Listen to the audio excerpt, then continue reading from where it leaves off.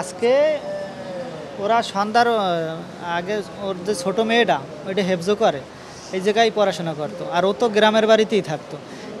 এক সপ্তাহ আগে আসছে ওরে ডাক্তার দেখানোর জন্য, নিউরোসায়েন্সে ডাক্তারও দেখাইছে, নিউরোসায়েন্সে ডাক্তার দেখাইছে, আগামীকালকে বাড়ি যাওয়ার কথা।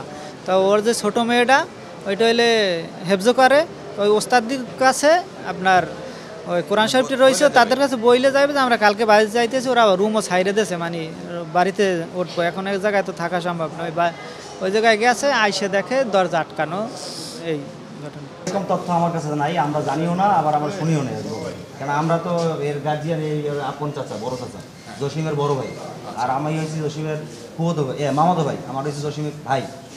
তাই আন্দোলনের পরের থেকে আমরা এরকম লামিয়ার কাছ থেকে, লামিয়ার সাথে আমার কথা হইতো, হ্যাঁ কয়েকবারই কথা হয়েছে এই দর্শনের পরও, মানে দেখা গেছে ঠান্ডা বা যেভাবে থাকে মানুষ একটা বুঝ ব্যবস্থা দিয়া, হ্যাঁ ও একটা ভালো একটা মেয়ে ছিল, হ্যাঁ শিক্ষায় খুব আগানো ছিল।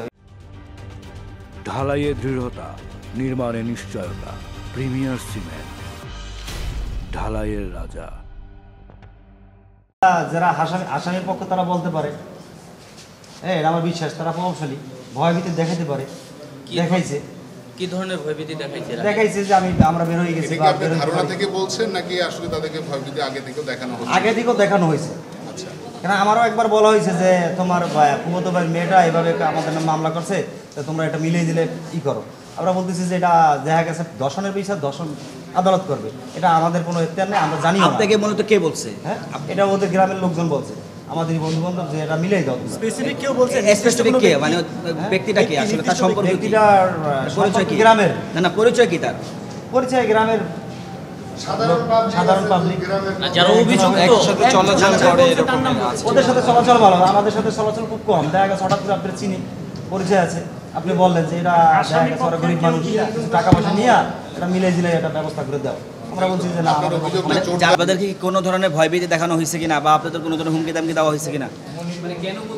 না এটা আমি শুনছি দেওয়া হয়েছে কয়েকবার, ঠিক আছে। আমিও বলছে যে কাকা আমারে তো হুমকি তুমকি দেয়, আমি কি এটা কোনো ভয়ের কোনো খবর নেই, ভয় নিয়ে মানুষ না, যখন তাকে হুমকি দামকি দেয় এই ধরনের কথাবার্তা, তখন আপনারা আইন শৃঙ্খলা বাহিনীর কাছে জানাইছেন কিনা? এখন দেখা গেছে আমি দূরে থাকি, আমি থাকি ঢাকায়, ও গ্রামে, ফোনে কথা হয়েছে, ঠিক আছে। এটা মানুষের একটা সান্ত্বনামূলক কথা বলি।